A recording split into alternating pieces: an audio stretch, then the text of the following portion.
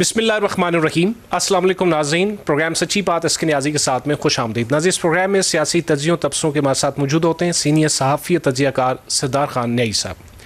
नाज़रीन, पाकिस्तान के लिए एक और अहम दिन, और पाकिस्तान के लिए ये अहम दिन क्यों ना हो, क्योंकि पाकिस्तान ने बिलखसूस फ़ील्ड मार्शल सैयद आसिम मुनीर की काविशों से पाकिस्तान, सऊदी अरेबिया और तुर्की के दरमियान सैफ फ्री की मक्का मुश्तरका मायदा साइन हो चुका है।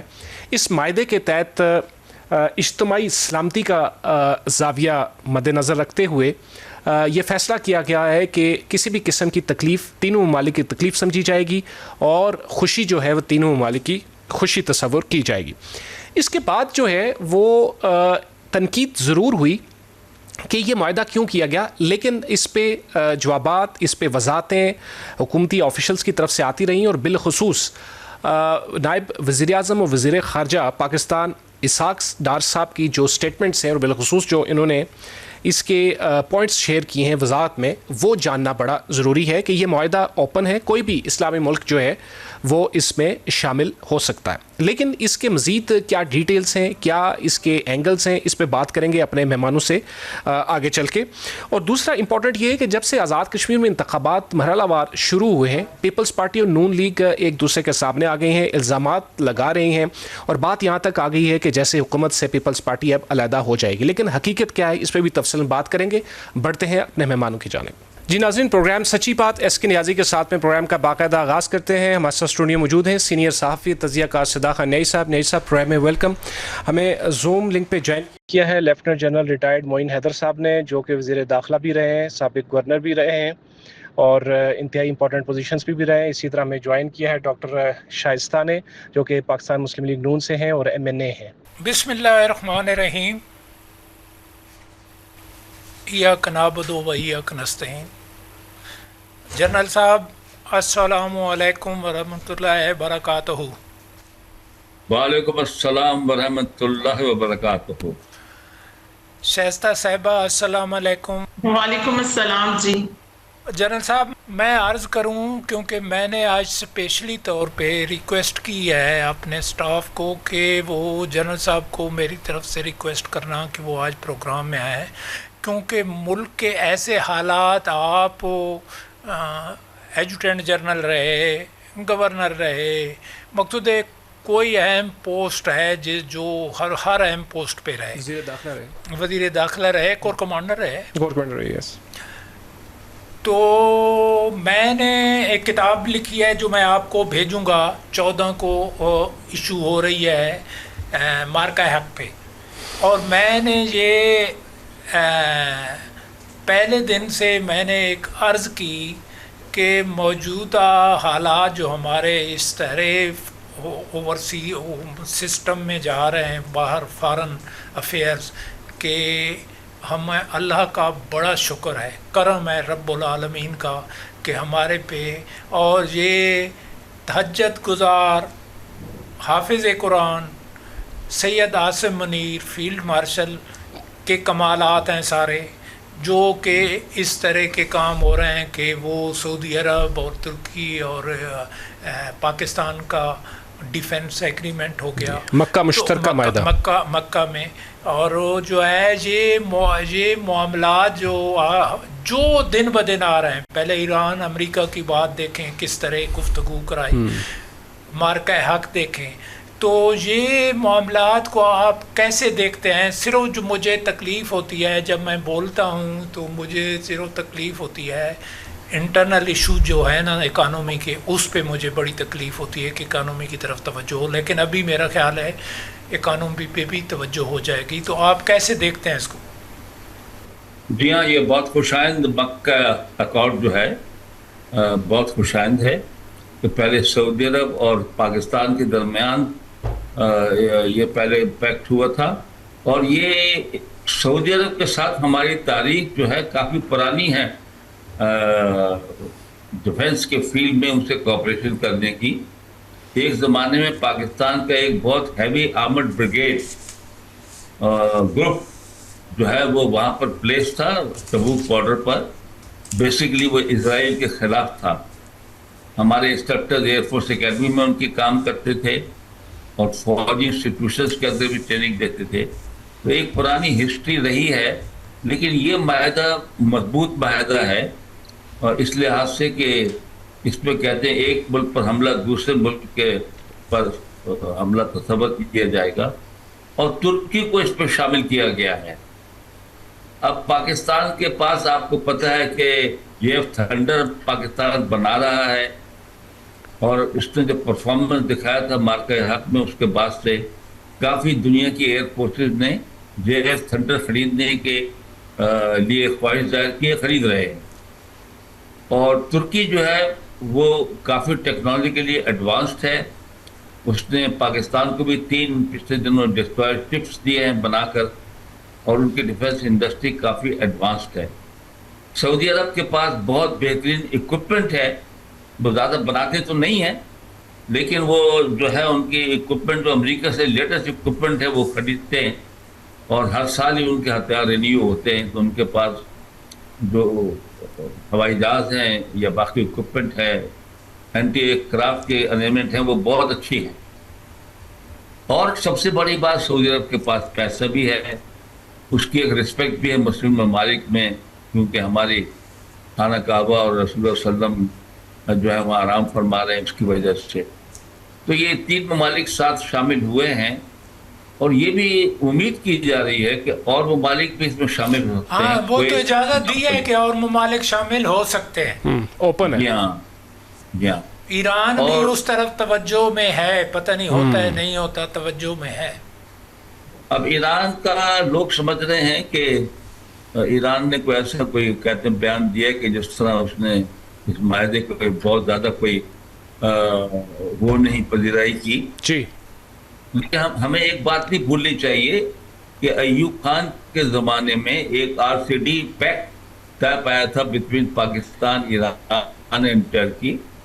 उसके तहत रोड नेटवर्क जो था RCD हाईवे बना था टू लिंक दी 3 कंट्रीज, और रेलवे को बेहतर बनाया गया था कि railway services should go from जो है फ्रॉम पेशावर टू एंकारा और पेशावर टू इस्तांबुल। तो इस पर अय्यूब खान के ज़माने में काफ़ी काम हुआ था, तो हमें वो शाह का ज़माना था। अब ज़माना मुख्तलिफ है, क्योंकि बीच में आजकल जो है वो अरब अजब की जो थोड़ी बहुत पुरानी मकामसतें हैं वो बाद में असर उठा लेती हैं, और सऊदी अरब जो है वो ईरान से थ्रेटन फील करता है। तो ये मायदा जो है इस लिहाज से थोड़ा सा इस पर आगे, लेकिन उम्मीद ये है कि अमेरिकन यहाँ असर और रसूख वेस्ट एशिया में कम होने से जो है वो ईरान की वहाँ पर जो है बढ़ेगी दफाई जो है उसकी फील, और हो सकता है कि वो भी इस माहदे में शामिल हो जाए, और जो गल्फ कंट्रीज हैं वो ईरान से फिर थ्रेटन न फील कर रहे हैं उसके बाद। यह हमें उम्मीद है कि फ्यूचर की बात मैं कर रहा हूँ कि इट इज़ पॉसिबल। नहीं, बहुत बहुत बहुत अच्छी बात कर रहे हैं, और ऐसा होना है जे ऐसी इब्तदा है स्ट्रेंथ की इस्लामिक कंट्री की कि आपको बहुत ज़्यादा उम्मीद होनी चाहिए। तो अभी हमारे साथ डॉक्टर शाइस्ता मौजूद हैं, हमारे साथ SH से नामज़दा शाइस्ता जदून और शाहिदा रहमानी साहबा हैं, और ये एक पीपल पार्टी की MNA है और एक नून लीग की MNA है। तो ये जो आजकल इनकी कार्रवाई चल रही है, तो हमने कहा इन दोनों का माशाल्लाह हम रवैया देख लें कि भाई ये कश्मीर से जो हालात ख़राब हुए हैं, तो ये पीपल पार्टी और नून लीग इंटरनली चलेगी। जी डॉक्टर शाइस्ता साहबा, बहुत बहुत शुक्रिया जी।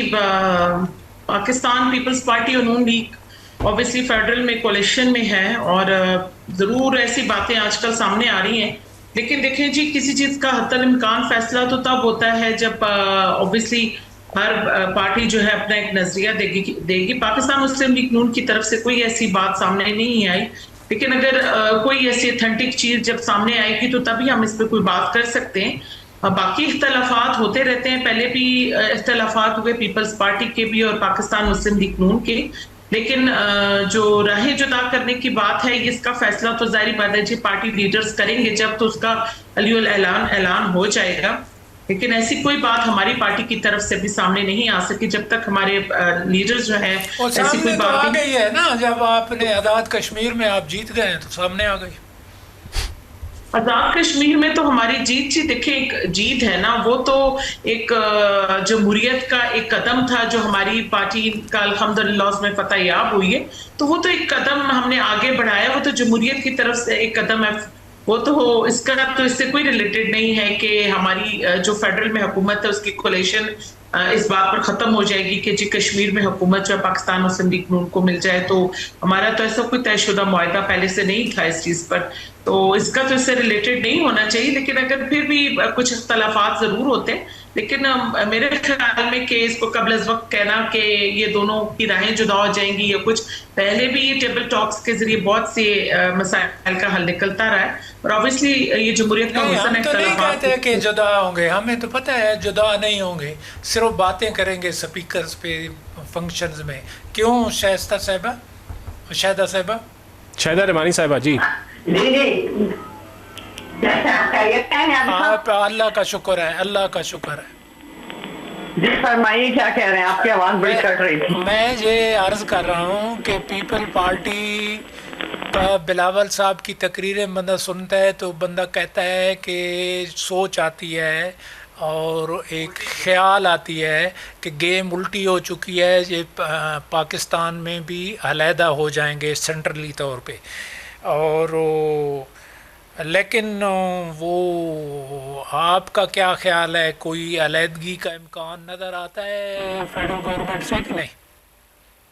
बहुत शुक्रिया नियाजी साहब। देखिए, जो कुछ कश्मीर में हुआ और आज भी जो कुछ धांधली, सुबह से आपने देखा कि पाकिस्तान पीपल्स पार्टी के पोलिंग एजेंट्स को पोलिंग स्टेशन से निकाला गया और फिर तशद्दुद किया गया, फिर कब्जे किए गए, फिर किस तरीके से PMLN के लोगों ने जाके ठप्पे लगाए खुला खुला, और हम कंप्लेन करते रहे हर पोलिंग स्टेशन की, हर तरह से पीपल्स पार्टी सुबह से मुतहरिक थी। हमारा जो सेल बना हुआ था कंप्लेंट्स एंड इलेक्शन सेल का, उसने कंप्लेन कंटिन्यूसली करते रहे। इसी तरह फर्स्ट एंड सेकंड फेज में हुआ, लेकिन PMLN अपनी रिवायती जो इसकी बेस है, जिस तरह 90s के इलेक्शन चुराए गए बीबी शहीद कहा करती थी, और उसके बाद कोर्ट ने साबित किया कि किसने किस तरह से पैसे लेके IGI बनाई गई, किस तरह से पीपल्स पार्टी को शिकस्त देने के लिए पूरा प्लान बना, किन किन ने पैसे लिए। ये सब हम नहीं कह रहे, ये तो ऑन रिकॉर्ड है, वो तमाम चीजें जो हैं फैसले कोर्ट के हमारे सामने हैं। ठीक है कि बहुत देर लगी, फैसले बीबी की जिंदगी में नहीं हुआ, लेकिन बाद में आया। फिर 2013 के इलेक्शन हो या अभी जो 24 के हो या अभी कश्मीर इलेक्शन हो, हम के लिए, मुल्क में मईशत की बेहतरी के लिए, मुल्क की सलामती के लिए हमेशा PMLN को हमने सपोर्ट की आफ्टर द मिसाक जमहूरियत। लेकिन आपने देखा कि नून लीग ने उसको मिसयूज किया। हमने, चेयरमैन साहब ने पहले भी कहा कि देखिए कौमी मफाद को तरजीह करें, नून लीग के मफाद को पसे-पुई डालें, क्योंकि हमें कौमी मफाद चाहिए। लेकिन इनका एक ही वतीरा है कि नून लीग जो है वो अक्सरियत के साथ इक़्तिदार में आए, चाहे ठप्पे लगा के आए, चाहे लोगों को कत्ल करके आए। हमारे आपने देखा कि दोनों फेसेस में एक एक कारकुन जो है वो, एक एमएनए को गोली मारी, कितने लोग हमारे जख्मी हुए। कभी सुना कि PMLN के लोगों पे हमले हुए या उनको मारा गया या कोई पत्थर भी मारा गया, लेकिन ये सारी चीजें मौजूद हैं। अब इतना तशद्दुद और इतनी जारहाना पॉलिसी और इस कदर से धांधली, ये किसी सूरत में भी पाकिस्तान पीपल्स पार्टी लेकिन वो कहते हैं कि गिलगित बल्तिस्तान का जब वो इलेक्शन हुए थे तो हमारा फैसला हो गया था कि आज़ाद कश्मीर में इलेक्शन कराएंगे, लेकिन गवर्नमेंट नून लीग की होगी और गिलगित बल्तिस्तान में पीपल पार्टी की होगी। देखिए, ऐसा कोई फैसले से हुकूमतें नहीं बनती है। फिर इलेक्शन कराने की इलेक्शन कमीशन को खत्म कर दें। इतना करोड़ रुपए खर्च होता है उनका, जो इतना बजट रखा। इलेक्शन तो 70 से लेके आज तक कभी फेयर नहीं हुए ना। इलेक्शन फेयर तो नहीं होते, कार्रवाई डाली जाती है। कि हम आज तक पाकिस्तान के अवाम को एक फ्री और फेयर इलेक्शन नहीं दे पाए, ये सबक हासिल कर लें। आप ये कहते हैं? मैं हमेशा ये कहता हूँ, ये मैं गलत कह रहा हूँ, क्या आप गलत कह रहे हैं? नहीं, ठीक है। तो फिर अब अगला इलेक्शन ये कौम तहैया कर ले, नेशनल असम्बली ही तहैया कर ले कि हम इस मुल्क के इलेक्शन फ्री और फेयर होंगे, इसका निज़ाम बना लें। बहुत आसानी से आप एक बेहतरीन इलेक्शन का निज़ाम मुल्क को दे सकते हैं, जिस पर कोई उंगली नहीं उठा पाएगा। तो आप क्यों नहीं करते? तो इसका मकसद है ना पीपल पार्टी ने वो निज़ाम दिया, ना नूर लीग ने दिया, ना तारीक इंसाफ ने। जी बिल्कुल बिल्कुल। तो फिर आगे किस पर? फिर आज भी वक्त है, ये कर लें, इस पर फैसला कर लें। मैं आपको इस्लाहत बता दूं हैं क्या? क्या उनकी तो कोई, आप अपनी राय उनका कोई दें ना। ताल्लुक आज के पाकिस्तान से नहीं है। हाँ। उनका कोई ताल्लुक इस मुल्क में महंगाई से नहीं है। वो होती रहेंगी, 2 साल पड़े हुए, कर लें यार, आप खुद कर लें, हमें कोई इतराज़ नहीं है, कर लें। बात यह है, मुल्क के मसाइल की बात कौन करेगा? मईशत कहाँ जा रही है? नहीं तो वो एक टॉक शुरू हुई है, उस पे मेरे भाई टॉक खत्म हो गई है, असेंबली में बिल नए शुरू, बस बात खत्म हो गई। ये असेंबली के मामलात हैं, ये टॉक शोज के मामलात नहीं है। जिस बात का वज़ीरों को इल्म ना हो, उस पर बात नहीं करनी चाहिए। ये इलेक्टोरल इस्लाहत करनी है, असेंबली में हुकूमत अपना ज़ेन ले आए, क्योंकि 2017 में इस्लाहत हो चुकी हैं।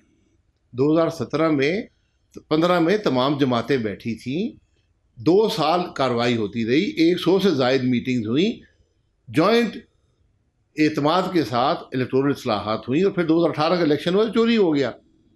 तो इलेक्शन चोरी रोकने का सिर्फ एक रास्ता है कि मुल्क को आइन के मुताबिक चलाएं। ये सारी बात है। अगर आप ये नहीं कर सकेंगे, आप जो मर्जी इस्लाहात करना चाहते हैं कर लें, कोई बात नहीं है, बिल ले आए असेंबली में, बात आगे चलेगी। एक बुनियाद डाली जाए फ्री एंड फेयर इलेक्शंस की। और जो कहते हैं जी कि 71 में जो इलेक्शन हुए थे वो एक ही दफ़ा हुए और वो बड़े फेयर थे, वो भी फेयर नहीं थे। पैसे मुख्तलिफ जमातों को भी दिए गए, मुख्तलिफ लोगों को भी दिए गए थे उस वक़्त भी। रियासत में जो अदारे मैटर करते हैं उनसे अपील होनी चाहिए कि एक दफ़ा इलेक्शन फेयर एंड फ्री करा दें। वो एक इब्तिदा होगी बहुत सारी इस्लाहात की और पाकिस्तान को सही ट्रैक पर रखने की। तो ये मैं समझता हूँ कि वो पाकिस्तान के मोहसिन होंगे जो इस सिलसिले में अपना रोल अदा करें। तो बात इस्लाहात की नहीं है, बात कानून आज भी मौजूद है, कॉन्स्टिट्यूशनल प्रोविजंस आज भी मौजूद है। बात यह है कि जो सहूलतकार है ना, वो सबमिसिव हों कॉन्स्टिट्यूशन को, वो सबमिसिव हों to the election commission of Pakistan. अगर तीनों पार्टियां ये तहैया कर लें कि हमने कोई सहूलतकारी नहीं बर्दाश्त करनी, तो सहूलतकार आएंगे ही नहीं। हम जब सहूलतकारों का हम सहारा लेते हैं तो सहूलतकार आते हैं। बिल्कुल आपने दुरुस्त कहा, इसमें कोई शक नहीं। तो जो पिछले इलेक्शन हुए हैं इससे पहले 18 से पहले, वो उस पर भी क्वेश्चन मार्क हैं, उस पर भी बात होती है कि वो भी ट्रांसपेरेंट नहीं थे। लेकिन ये इलेक्शन की जो डिग्री है वो कहीं ज़्यादा थी, मेरा जो ख्याल है, क्योंकि मैंने सारे इलेक्शन लड़े हैं। मैं नहीं कहता पिछले, वो शायद साहब ने ठीक कहा है कि पिछले इलेक्शन चाहे 90 का हो या उसके बाद के इलेक्शन मैंने खुद कंटेस्ट किए हैं, वो उस पर क्वेश्चन मार्क भी हैं और उंगलियां भी उठी हैं, और मैं ट्रांसपेरेंट को भी नहीं कहता। मौजूदा हुकूमत ने भी उन्हीं पॉलिसियों को आगे चलाया है जो गुज़श्ता हुकूमतों की थी। इख्तिलाफ तो सिर्फ इख्तिदार पर है। अब ये बहुत अच्छा सुनहरी मौका मिला था हमारी सियासी जमातों का कि जब ये इंतखाबी इस्लाहात कमेटी बन गई थी और 33 मेंबर थे, इसके अंदर तमाम सियासी पार्टियां थी, तो उन्होंने ये सारी खामियां जो सेनेट की खामियां थी और बेशुमार खामियां थी, आइंदा इंतखाबात की खामियां थी, उसके अजाले के लिए, शफाफ इंतखाबात कराने के लिए इन्होंने कोई वाजह हिकमत अमली तैयार नहीं की। हमारा जो झगड़ा होता है ना इलेक्शन पे, 80% जो शिकायतें हैं वो प्री पोल रिगिंग से मुतालिक हैं। लेवल प्लेइंग फील्ड नहीं होती है। क्यों जनरल साहब? जी देखिए, बहुत से इलेक्शंस जिस तरह कहा जाता है कि याह्या खान ने जो इलेक्शंस कराए थे वो फेयर थे, नहीं, लेकिन नहीं फेयर थे। बाद में ये आवाज़ें उठती हैं, ख़ुसूसन हारी हुई पार्टी की तरफ से और हारे हुए कैंडिडेट्स की तरफ से कि इलेक्शन फेयर नहीं है। लेकिन अक्सर बहुत से इलेक्शन ऐसे, 93 का गाबा इलेक्शन था और जस्टिस नईम साहब चीफ इलेक्शन कमिश्नर थे, मुझे जिम्मेदारी मिली थी फ़ौज की तरफ से to coordinate all security arrangements पूरे मुल्क के अंदर। वो election by and large fair था। इलेक्शन फेयर वो होता है जिसको आवाम तस्लीम करे कि हाँ, हमारी जो राय हमने डाली है वो काफ़ी हद तक वो सामने सही आ गई है। तो वो छोटी मोटी जो होती हैं गलतियाँ, छोटी मोटी बेईमानियाँ, छोटे मोटे लैप्सेस, उनको कबूल कर लिया जाता है, बशर्ते नहीं, ये छोटी बेईमानी है आज़ाद कश्मीर में, तो इसको कबूल कर लेना चाहिए, छोटी है तो। देखिए मुझे नहीं पता, मैं तो सुनता रहता हूँ, टीवी देखता रहता हूँ, और वहाँ पर जो इलेक्शन हुए फेजेस के अंदर हुए, लेकिन वहाँ मसला ये था कि इस दफा वहाँ बड़ी गड़बड़ थी। ये 12 सीटों के मसले पर जो वहाँ पर एक पार्टी खड़ी हो गई और वहाँ बड़े हालात ऐसे पैदा हुए कि खाना पीना वहाँ पर पहुँचना बंद हो गया, और वहाँ पर बहुत इन हालात में जो है इलेक्शंस कराए गए। तो जाहिर है जब ऐसे हालात हों, जबकि सही मानों में पीस ना हो, तो आवाम जो है अपनी मर्जी से अपना राय नहीं डाल सकते, एक्सप्रेस नहीं कर सकते अपना व्यू ऐसे हालात में। जी शाहिदा रहमानी साहबा, फिर क्या ख्याल लगता है सेंट्रली फिर जो है ना इलेक्शन ख़त्म होंगे आज़ाद कश्मीर में, जो इनकी गवर्नमेंट बन जाएगी, तो सेंटर में भी वज़ीर आज़म नवाज शरीफ को तस्वर करेगी पीपल पार्टी? देखें, जो पॉलिसी होगी, हमारे यहाँ कोई फर्द वाहिद जो है वो पॉलिसी नहीं बनाता है। हमारे यहाँ CEC का इजलास होता है, तमाम सूबे AG के GB समीत जो है तमाम सूबों की नुमाइंदगी होती है, तमाम बड़े सिटीज़ की नुमाइंदगी होती है, और वहाँ ये जॉइंट फैसले होते हैं। और चेयरमैन साहब ने जिस तरह वाज़े कह दिया कि अब हम PMLN की हुकूमत के साथ नहीं चल सकते, तो जो फैसला वहाँ होगा वो हमें कबूल होगा। और ये सब हालात देखते हुए तो हम खुद कहते हैं कि हम क्यों विफाक में इनके साथ चल रहे हैं। अच्छा शाहिदा साहिबा, ये आपने बड़ी ज़बरदस्त बात की है जिसको डॉक्टर शाइस्ता जो हैं वो बादियो नज़र में नेगेट कर रही हैं। वो कह रही हैं कि नून लीग और पीपल्स पार्टी वफाक में एक साथ चल सकती है और इसका फ़ैसला जो है बड़े करेंगे। अच्छा, सवाल ये पैदा होता है कि ये जो आजकल पीपल्स पार्टी ने हाथ मिलाना शुरू किए तहरीक इंसाफ के साथ, ये क्या माजरा है, ये क्या कहानी है?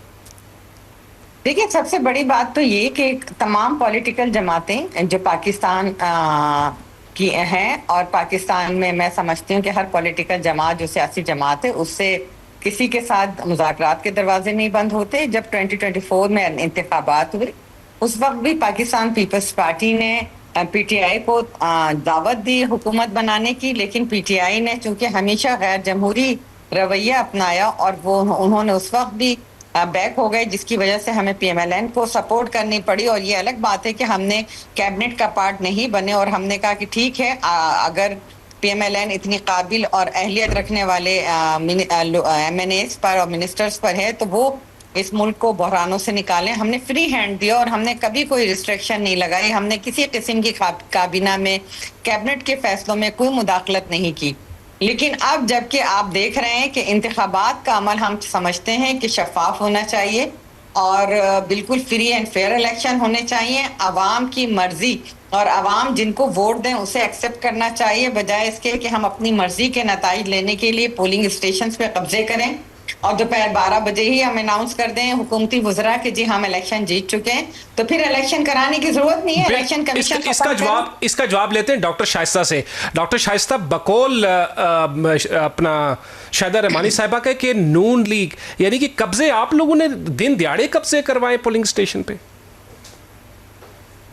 मैं अपने एबटाबाद का किस्सा बयान कर लूं जी कि मैं वहां पे इलेक्शन जो हमारा हो रहा था अभी मुहाजिरीन का जो 5 का, तो मेरे एबटाबाद में वो आप लोगों ने सब लोगों ने देखी कि वो रील भी वायरल हुई कि जब हमारे वहां पे पोलिंग एजेंट को, ये मैं आपको अपनी आंखों देखा हाल बता रही हूँ जो मेरे साथ बीती है। मैं जब वहां पे पहुंची तो हमारे पोलिंग एजेंट्स को खड़ा किया हुआ था। मैंने उनसे कहा कि पहले आपने सुबह इन पोलिंग एजेंट्स को बिठाया और अभी आपने बाहर निकाल दिया। तो प्रिजाइडिंग ने दरवाजा बंद करके तो अंदर ठप्पे लगाना शुरू कर दिए। मैंने इस बात पे जब मैं एग्रेसिव हुई तो उसने दरमियान में जब KPK पुलिस खड़ी थी, क्योंकि ऑब्वियसली मैंने उनसे कहा कि भाई आप लोग साइड पे हो जाए, मेरा मामला जो है इस वक्त प्रिजाइडिंग के साथ है, वो मुझे जवाब देगी।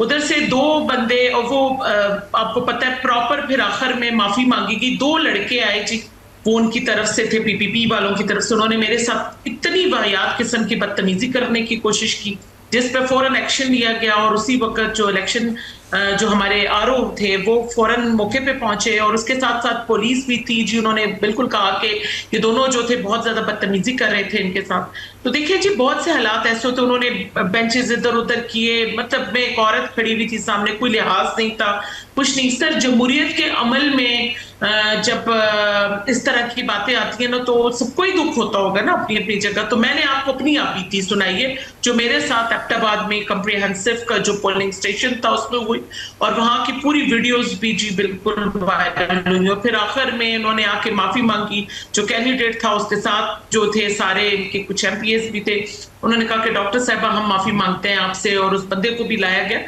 तो मैंने उनसे कहा कि नहीं, मैं अभी इस अमल को नहीं रोकना चाहती, ये बिल्कुल जो ये अमल है वोटिंग का वो आप जरूर चलाएं, मैं इसको बिल्कुल भी रोकना नहीं चाहती, क्योंकि एक जमहूरी अमल है। इसको मैं किसी इस चीज के लिए कि ये लोग जो है जो हक़ रायदही इस्तेमाल करने वो अपना हक़ रायदही इस्तेमाल करें, लेकिन इसके लिए जरूरी है कि हमारा बंदा भी अंदर बैठे ना, कि वो दरवाजा बंद करके हमारे बंदे को बाहर निकाल के तो आप अंदर कौन से टप्पे लगा रहे हैं। तो सर बहुत सी बातें पाकिस्तान मुस्लिम लीग नून भी बर्दाश्त करती है, और मियां शहबाज शरीफ साहब एक ऐसा विजन रखने वाला लीडर है कि उन्हें आपने देखा भी होगा कि जब कभी भी कोई बात हो उन्होंने हमेशा हमारी जब भी पार्लियामानी जो हमारी मीटिंग होती है उसमें भी उन्होंने हमेशा पाकिस्तान के मुफाद को देखा है, रियासत के मुफाद को देखा है, उन्होंने अपनी सियासत को हमेशा पीछे रखा है। और आज तक पिछली कोalition जमात जो 15-1.5 साल के लिए वो थी और अभी भी उन्होंने हमेशा, आपको पता है कि वो एक कुर्बानी का पैक कर रहे हैं, उन्होंने अपने जाती मुफाद को कहीं भी माशाल्लाह ठीक कह रही हैं कि वो जब भी मीटिंग में होते हैं को मुश्किल बातें भी हो तो वो हंस देते हैं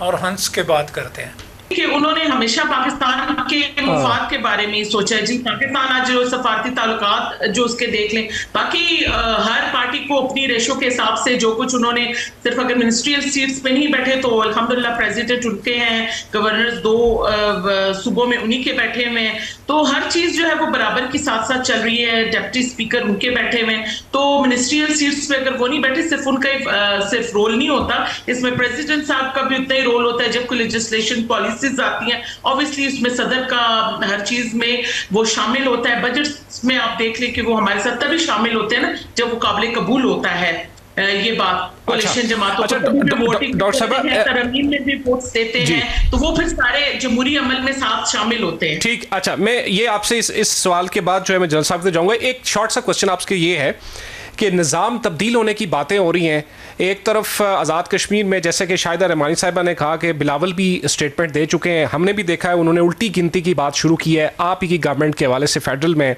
और दूसरी तरफ मोहसिन नकवी साहब ने भी एक बार फिर मंजर आम पे आके ये बयान दे दिया, उन्होंने कहा जी प्राइम मिनिस्टर साहब जो है वो कहीं नहीं जा रहे। तो फिर आपकी हुकूमत रहेगी वैसे? देखिए जी ये फैसले तो उस वक्त मैंने आपसे कहा ना कबल कोई बात करनी जो है ना वो आई थिंक सो के उसका कोई वो मैटर नहीं करती। बाकी ये कि हमारी हुकूमत अच्छा जाएगी या नहीं जाएगी इसका फैसला तो तब होगा जब प्राइम मिनिस्टर ही कहीं नहीं जा रहे तो पाकिस्तान मुस्लिम लीग नून से ही है। बाकी जो तब्दीलियां रूनुमा होनी होती है उन्होंने क्लियर किया था मैंने सिर्फ गवर्नमेंट की तरफ भी इशारा नहीं किया।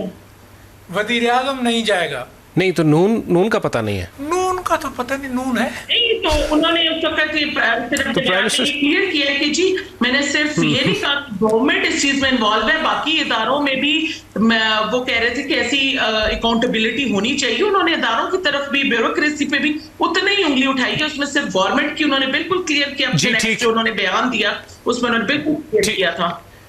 नहीं कुछ लोग ये बातें भी कर रहे हैं कि कोई पीपल्स पार्टी को भी इशारा मिला है किसी तरफ से, पता नहीं फिर अब ये लोग बातें तो करते रहते हैं, एग्रेसिव हो रही है पीपल्स पार्टी। पीपल्स पार्टी भी अगर आती है तो हमें तो खुशी है, जमहूरी अमल में लोग आते भी रहते हैं जाते रहते हैं, आप बिल्कुल बेफिक्र सामने नहीं आप बेफिक्र रहें, मेरा भी बड़ा तजर्बा हो गया है, इतने साल हो गए, वजीर आजम जो है शहबाज शरीफ ही रहेंगे। ठीक है, अच्छा जनरल साहब के बारे में बड़ी अच्छी बात है, मुझे तो प्राइम मिनिस्टर साहब वैसे भी पता नहीं अच्छी बात है या बुरी बात है लेकिन वज़ीर आज़म रहेंगे। नाज़रीन एक छोटा सा वक्फा लेते हैं, वक्फे बाद आएंगे, प्रोग्राम का सिलसिला जारी रहेगा।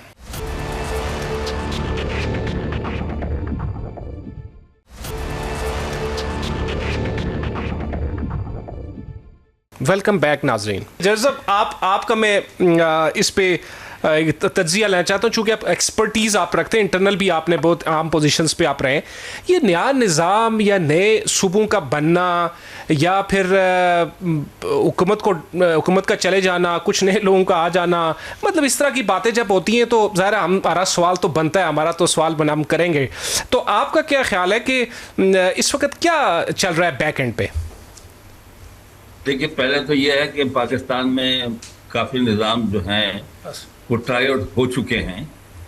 जब भी मार्शल लॉ आता है तो सदारती निज़ाम आ जाता है उसके साथ, और जब पॉलिटिकल हुकूमतें होती हैं तो पार्लिमानी निज़ाम फिर आ जाता है। आजकल कह रहे हैं कि हाइब्रिड निज़ाम चल रहा है, और तकरीबन तमाम लोग जो थे आज़ाद कश्मीर इलेक्शन से पहले तकरीबन वो एक ही पेज पर थे, जो सब चाह रहे थे तो बच्चों को सबको वो साथ मिलकर चल रहे थे। उन्होंने अपने जो भी किया था कि आपके गवर्नर तो आपका प्रेसिडेंट तो हमारी कैबिनेट वगैरह। अब देखिए, निज़ाम की तब्दीली जो है ना, अब कौन सा निज़ाम है? हमने सदारती निज़ाम भी ट्राई कर लिया, हमने पार्लिमानी निज़ाम भी बहुत ट्राई कर लिया, हमने अब हाइब्रिड निज़ाम का भी तजर्बा कर रहे हैं और हो रहा है। लेकिन क्या पाकिस्तान के अवाम को सुख मिल गया? क्या वो जो है उनको रोटी, पानी, स्कूल, इंसाफ और छत और ये सब चीज़ें मिल गई, या जो है उन पर टैक्सों का बोझ लाद दिया गया है? और कुछ पाकिस्तान में जो कहते हैं एलीट कैप्चर हो गया है तो वो मज़े कर रहे हैं। तो निज़ाम तब्दील तो जब होगा जबकि सब आवाम को उसका कोई सुख पहुंच जाए, और उसके लिए इकॉनमी ठीक करना ज़रूरी है, मईशत को ठीक करना ज़रूरी है। तो निज़ाम जो भी लेकर आए, निज़ाम को सिंसियर तरीके से चलाए तो उसके रिजल्ट आते हैं।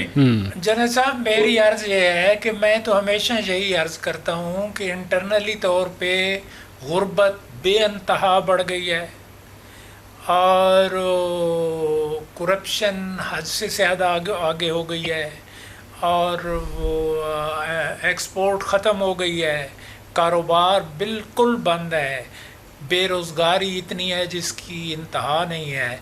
तो ये हमारे लोगों को जो एक्सटर्नल हमारा सिस्टम इतना अच्छा है, इतना ये अच्छे काम हो रहे हैं, फील्ड मार्शल कर रहे हैं, तो इंटरनल गवर्नमेंट को चाहिए कि इंटरनल प्रॉब्लम आवाम का रिलीफ के लिए सबसे बड़ी मेहनत करनी चाहिए।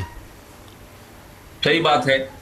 और देखिए, मुल्क की जो फॉरेन पॉलिसी भी होती है वो इसी बात पे बेस करती है कि दाखिली तौर पर आप कितने मजबूत हैं, कितना अमन व अमान है, कितना यहाँ पर जो है हालात। दाखिली तौर पे हम मजबूत नहीं हैं।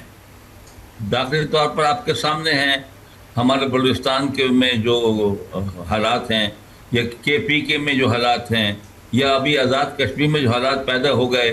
क्यों हमारा सिस्टम और मैकेनिज्म फेल हो रहा है इनको कंट्रोल करने में और अमन लाने में पूरे मुल्क के अंदर?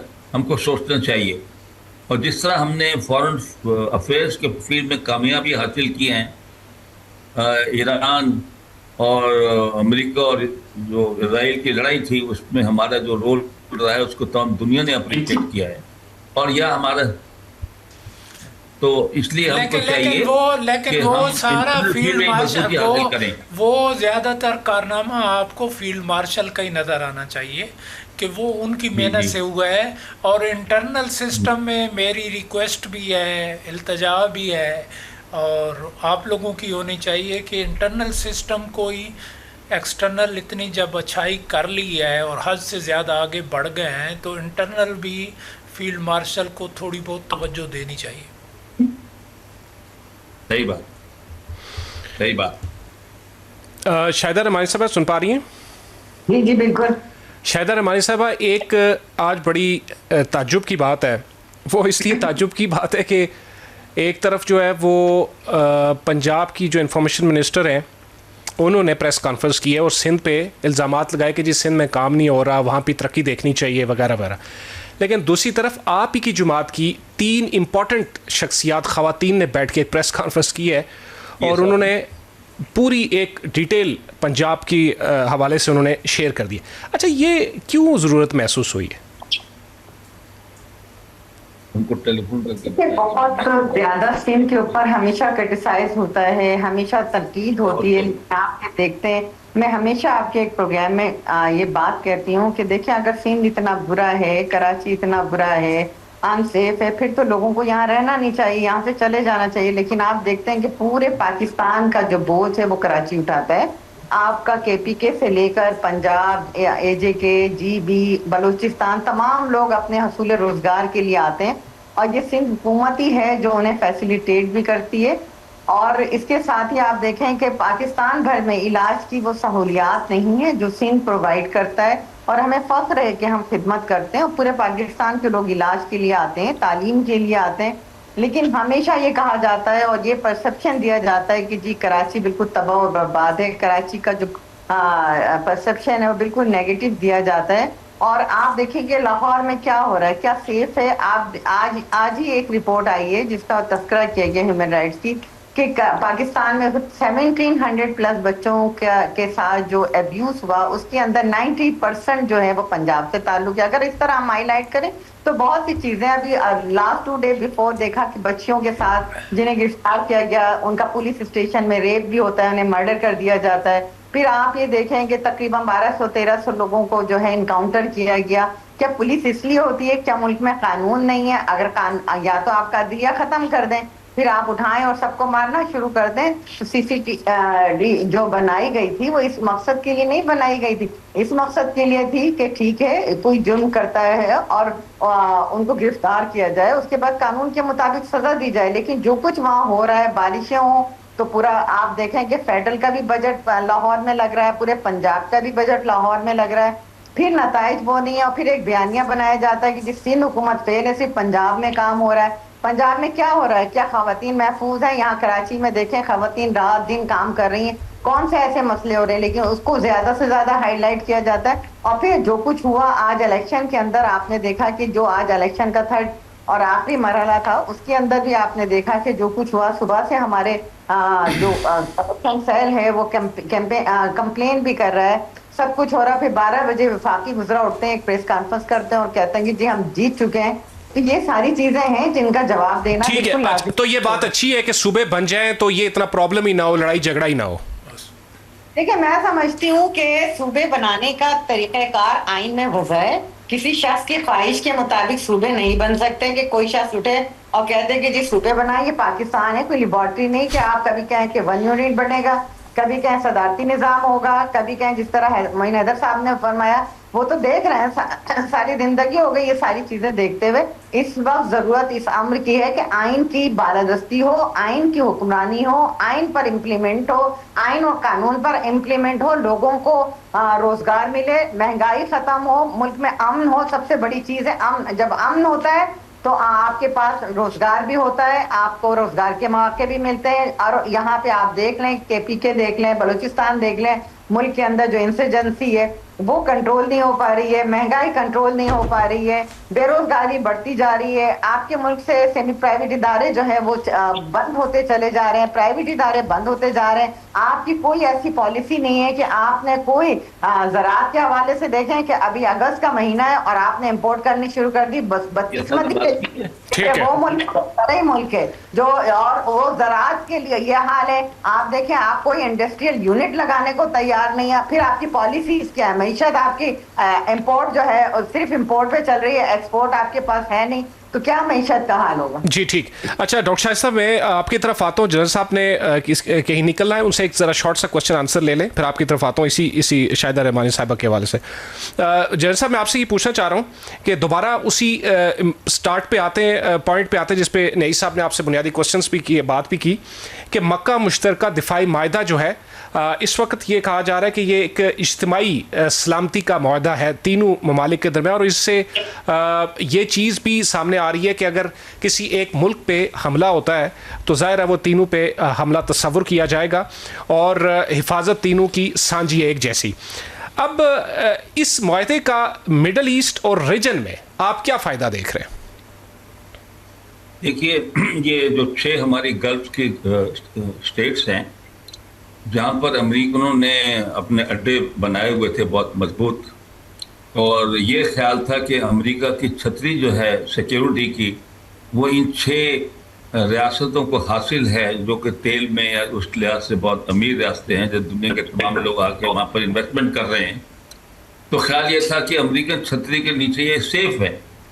लेकिन जब जंग छिड़ी है और ईरान ने इन बेसिस पर हमला किया है, ईरान कह रहा है कि मैं इन गल्फ स्टेट पर हमला नहीं कर रहा, मैं तो बेस पे हमला कर रहा हूँ जहाँ से हम पर जो है एक्शन होता है, जहाँ से हवाई जहाज उड़ते हैं या जहाँ से ड्रोन उड़ते हैं या मिसाइल उड़ते हैं अमेरिकन बेसिस से ईरान पे हमले के लिए, हम तो उस पोर्शन पे हमला कर रहे हैं।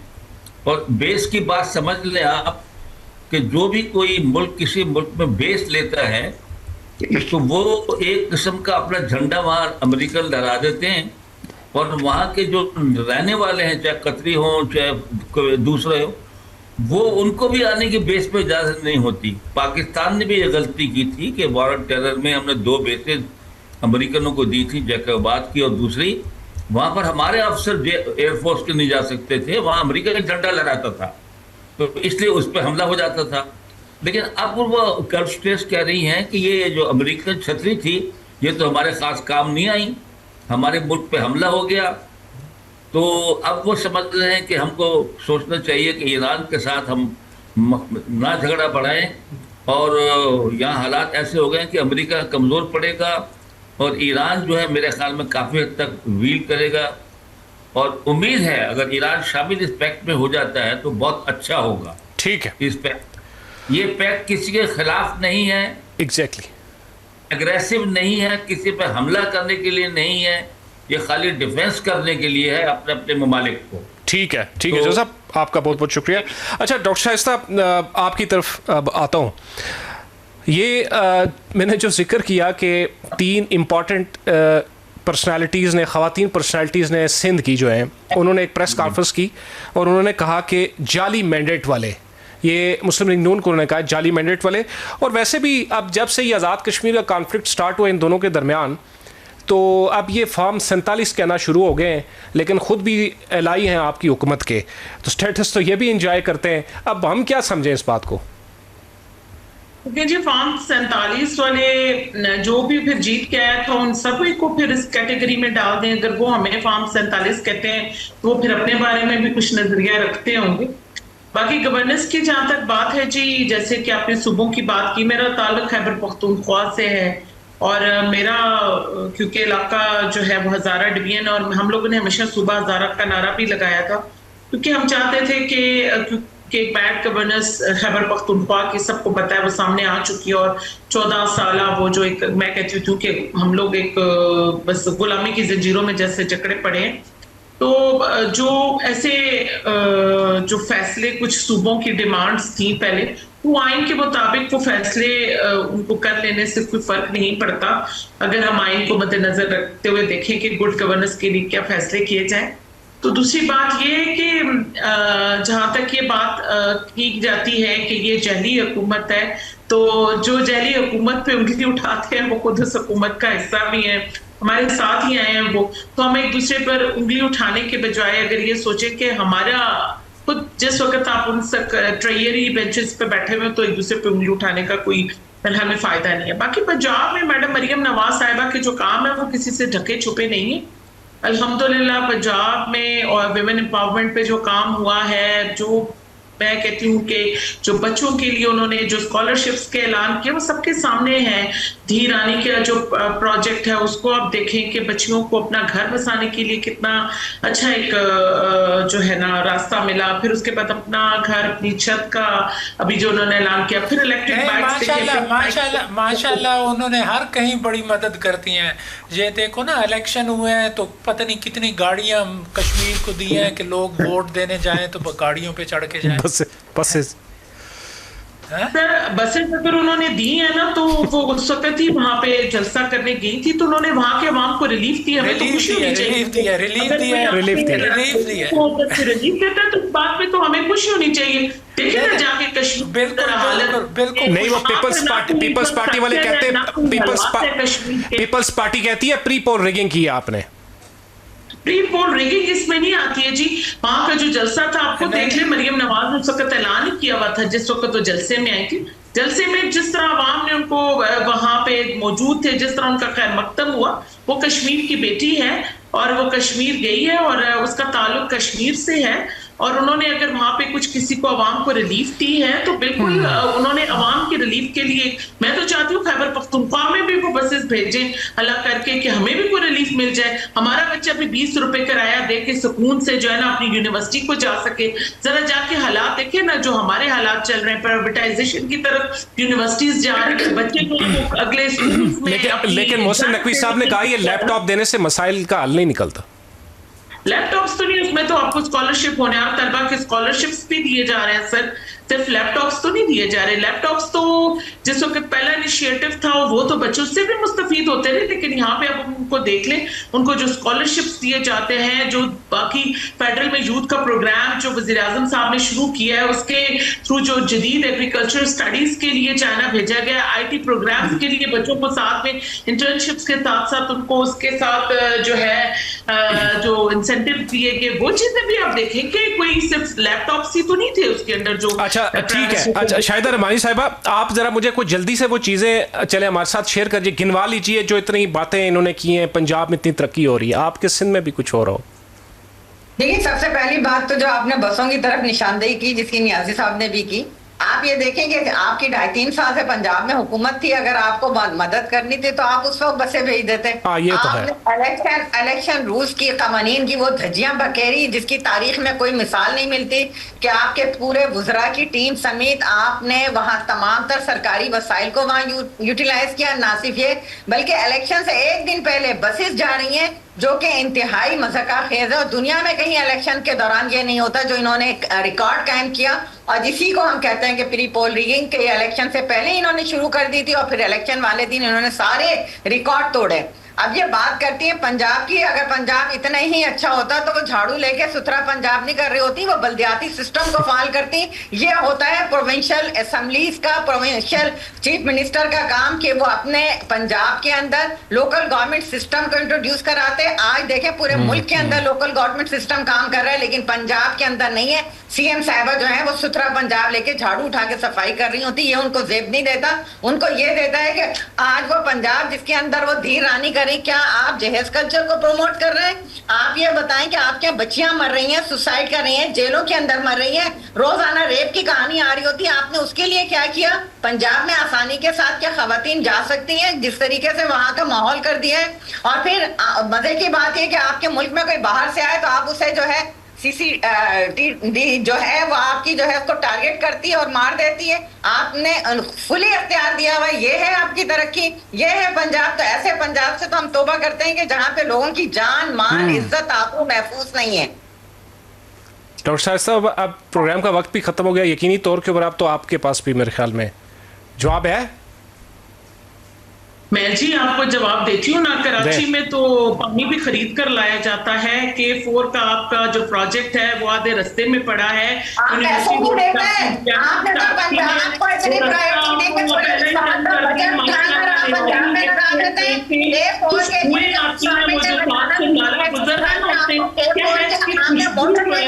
और वो जो बहता हुआ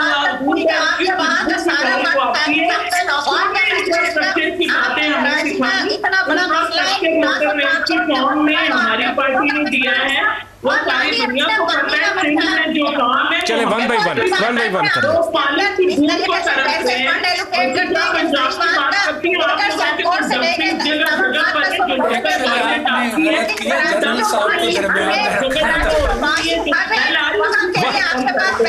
चले वन बाई वन कर लेते हैं, वन बाई वन।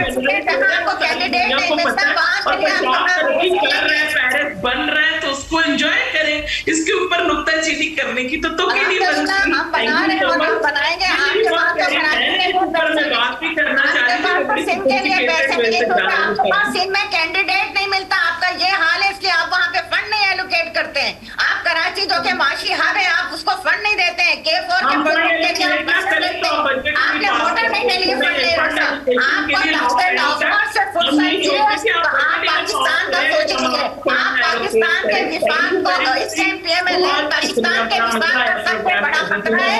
इस वक्त PMLN विफाक का सबसे चलिए शाहिदा रमानी साहिबा, डॉक्टर शाहिद साहब ने थैंक यू बोला। जी नाज़रीन, इख्तिताम इसी के साथ इजाज़त दीजिए। मेज़बान अदील बशीर को प्रोग्राम सच्ची बात इसके न्याज़ी के साथ में खुदाफिज।